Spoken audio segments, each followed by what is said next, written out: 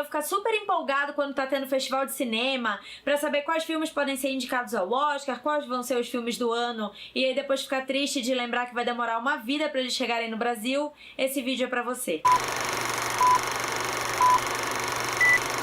Terminou na semana passada o Toronto International Film Festival, ou TIFF, porque eu não vou ficar falando esse nome enorme o tempo inteiro. E esse festival é super importante, ele é um pouco mais próximo do final do ano, que é quando estreia a temporada de filmes de Oscar, então eles passam um pouco antes no festival, pra logo depois eles começarem a chegar nos cinemas. E eu selecionei 10 filmes que se destacaram nesse festival e que eu particularmente estou super ansiosa pra ver. O primeiro da lista é La La Land, e por diversos motivos.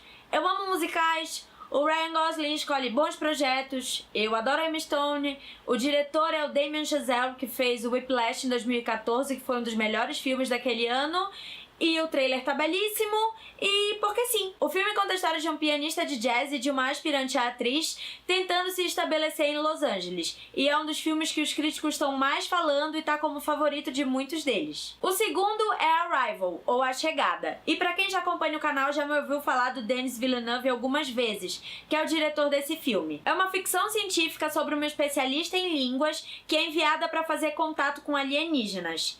E nenhum dos filmes desse cara me decepcionou ainda, e eu adoro ver como ele é versátil, como ele consegue contar histórias muito mais diretas, narrativas mais simples como Os Suspeitos, ou então fazer um filme completamente interpretativo sobre o subconsciente como o Enemy. E eu tô ansiosa demais pra ver o que ele vai dar pra gente agora, e se isso não é motivo suficiente pra vocês, vão conferir porque ano que vem ele vai lançar a sequência de Blade Runner. O terceiro da lista é Lion, e eu não conheço direito o trabalho desse diretor, mas ele tá como um favorito de muitos críticos do festival. Ele conta a história de um menino indiano que se separa da família e vai parar centenas de quilômetros deles, acaba passando por um pequeno inferno e depois é adotado por um casal australiano. E aí, depois de 25 anos, ele resolve procurar a família perdida dele. Eu não sou uma pessoa que vejo muito os filmes pelos atores, salvo algumas exceções. Até porque se a gente for considerar o que o Dev Patel fez, foi O Último Mestre do Ar, e não dá pra ficar pior do que isso.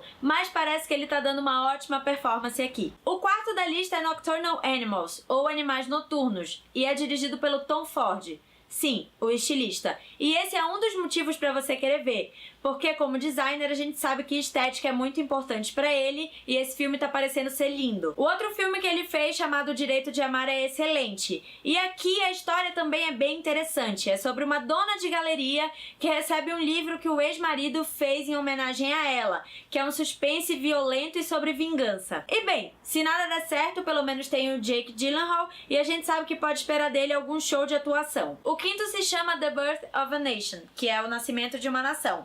E eu tenho que admitir que eu tava um pouco em dúvida se eu colocava o filme. Não pela qualidade, que nem tá sendo tão bem falada assim, mas sim pelo diretor e um possível caso de estupro envolvendo ele. Eu sinceramente não sei se eu consigo separar nesse caso o autor da obra.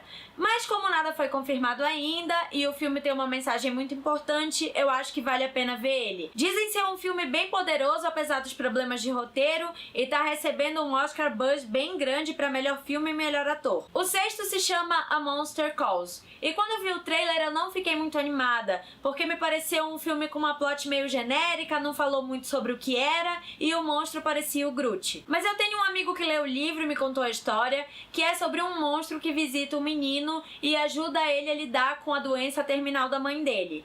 Claro que ele elaborou um pouquinho mais do que isso, mas eu não quero estragar pra vocês. E o diretor também já fez um filme ótimo chamado O Orfanato, e esse também foi uma das surpresas do festival. O sétimo é Manchester by the Sea, que é sobre o tio que acaba tendo que tomar conta do sobrinho depois que o pai morre. E eu não sei muito sobre a plot, eu só sei isso porque dizem que se souber demais pode acabar estragando a experiência. Mas dizem que o filme é muito comovente, muito bonito, e o Casey Affleck tá muito bem cotado pra receber um Oscar de melhor ator. O oitavo se chama Elle e é dirigido pelo Paul Blesser. Eu não sei falar o nome dele. E que conta a história de uma executiva que foi atacada e estuprada na casa dela por um desconhecido. E depois ela acaba tornando meio que um jogo tentar descobrir quem foi esse cara. Tem muito mais coisa envolvida nessa história. Ela é dona de uma empresa de games, ela vive cercada por homens, então isso influencia bastante o decorrer da história. Mas a premissa me parece muito interessante e também parece mostrar violência contra a mulher de uma maneira diferente. O nono se chama Moonlight e é sobre um homem negro e gay.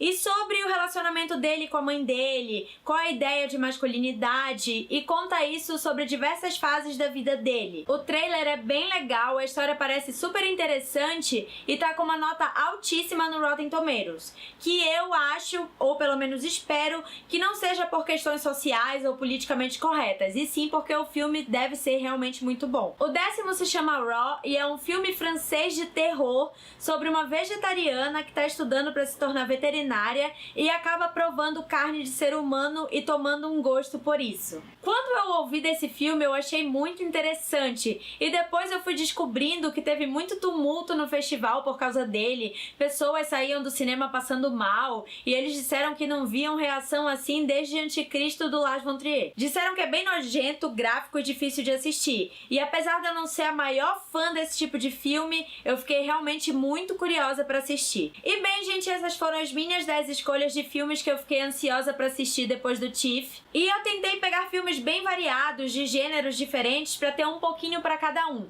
Mas eu quero saber qual desses vocês estão mais interessados em assistir. Deixem nos comentários abaixo. Se vocês gostaram do vídeo, deem um like e não se esqueçam de se inscrever no canal. Tchau!